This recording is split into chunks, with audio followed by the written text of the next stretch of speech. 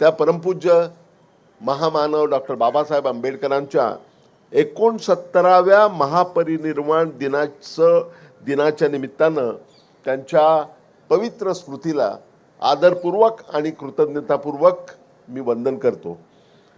मित्रहो, महापरिनिर्वाणाचं हा जो दिवस आहे 6 डिसेंबर हा महापरिनिर्वाणाचा दिन आहे आणि याचं महत्त्व मला थोड्या मोजक्यात शब्दात अधोरेखित करायचं आहे. आत्ताच सांगितलं गेलं त्याप्रमाणे एक अफाट जनसागर इथे येऊन आलेला असतो. केवळ महाराष्ट्रातून नव्हे, केवळ आपल्या देशातून नव्हे, तर जगभरातून इथे डॉक्टर बाबासाहेब आंबेडकरांचे चाहते इथे 6 डिसेंबरला येऊन आपली श्रद्धांजली व्यक्त करत असतात. आणि त्यानिमित्तानं आश्चर्यकारक गोष्ट अशी आहे की या 2 दिवसामध्ये म्हणजे मला सांगण्यात आलेलं आहे की 1 डिसेंबर पासून या महिन्यातच आतापर्यंत 10 लाख लोक आलेले आहेत आणि या वर्षी 15 ते 20 लाख लोक येतील अशी अपेक्षा आहे. आणि ही अपेक्षा ठेवत असतानाच मला मुद्दाम सांगावंसं वाटतं की इथे या 2 दिवसामध्ये पुस्तकांचं प्रदर्शन जे भरलेलं असतं आणि जिथे विक्री होत असते, या 2 दिवसामध्ये किमान 4 कोटी रुपयांची पुस्तकं विकली जातात. हे अत्यंत मोठं वैशिष्ट्य आहे या महापरिनिर्वाण दिनाचं. आणि ही पुस्तकं करमणुकीची पुस्तकं नसतात, ही पुस्तकं वैचारिक विचारांची पुस्तकं असतात, वैचारिक चिंतन केलेली पुस्तकं असतात. हा डॉक्टर बाबासाहेब आंबेडकरांचा वारसा पुढे नेण्याचं काम या निमित्तानं होत असतं. त्याच्याबद्दल आपल्याला विशेष त्याची नोंद घेतली पाहिजे. आणि हे अफाट कार्य जे आहे आयोजनाचं, ते इतक्या उत्कृष्टपणे आयोजित करण्यामध्ये अनेक व्यक्ती, अनेक संस्था, सगळ्यांचा हातभार लागलेला असतो. म्हणजे उदाहरणार्थ दर्शन व्यवस्था जी आहे, दर्शन व्यवस्थेचं काम भारतीय बौद्ध महासभा आणि समता सैनिक दल हे करत असतं. आणि अत्यंत शिस्तीने लाखो अनुयायी येऊन आपल्या लाडक्या नेत्याचं दर्शन घेत असतात आणि तिथे श्रद्धांजली अर्पण करत असतात. या निमित्तानं मला अनेकांचे आभार मानायचे आहेत. सर्वप्रथम राज्यपालांचे आभार मानायचे आहेत, कारण राज्यपाल महोदय हे गुजरातचे राज्यपाल सुद्धा आहे. आज गुजरातमध्ये मोठा कार्यक्रम होता.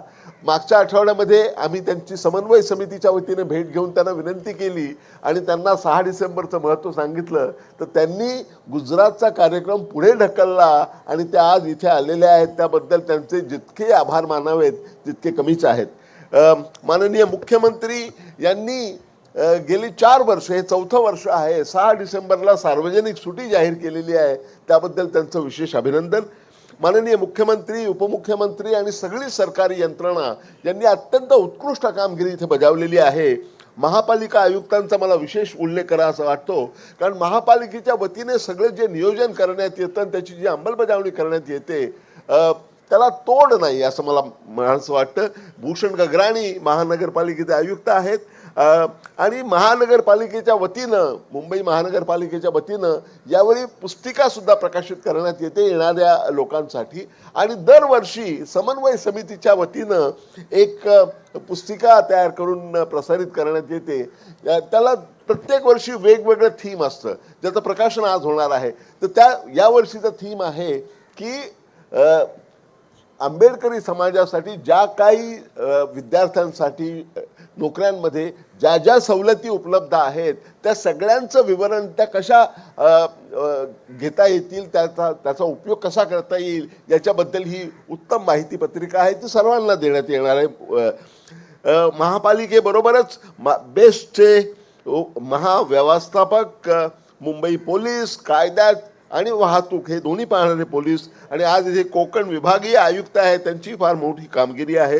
जिल्हाधिकारी मुंबई आणि रेल्वे, सेंट्रल रेल्वे, वेस्टर्न रेल्वेचे रेल्वे महाव्यवस्थापक या सगळ्यांनी एकत्र येऊन हे काम केलेलं आहे. आणि यांच्याबरोबर जिल्हाधिकारी मुंबई आहेत आणि या शासकीय यंत्रणेबरोबर असंख्य NGOज, सेवाभावी संस्थांनी इथे येऊन कामगिरी केलेली असते, त्यांचे असंख्य स्टॉल्स इथे लागलेले असतात, त्यातून अन्नदान देण्याचं आणि पाणी पुरवठा करण्याचं काम करण्यात येतं.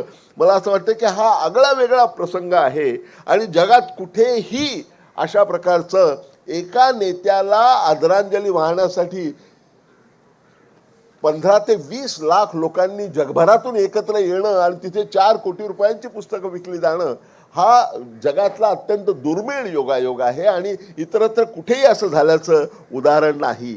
आणि हे सगळं काम करत असताना या सगळ्या कामाचं समन्वयन करण्यासाठी जी समन्वय समिती आहे त्याचे सचिव माझे मित्र नागसेन कांबळे, नमस्कार करा तुम्ही सगळ्यांना. नागसेन कांबळे यांनी गेली अनेक वर्ष सातत्यानं अतिशय काही मोबदला न घेता सातत्यानं अतिशय उत्कृष्ट कामगिरी केलेली आहे, त्याची मुद्दाम नोंद घ्यावीशी वाटते.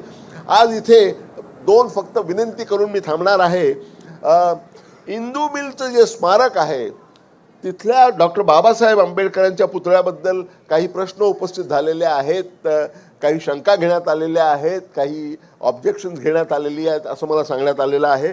माझी माननीय मुख्यमंत्र्यांना अशी विनंती आहे की आपण तात्काळ एक समन्वयक समिती नेमून हे काम त्वरित निर्णय लावावा आणि या महान मंगल प्रकल्पाला आपण मार्गी लावावं.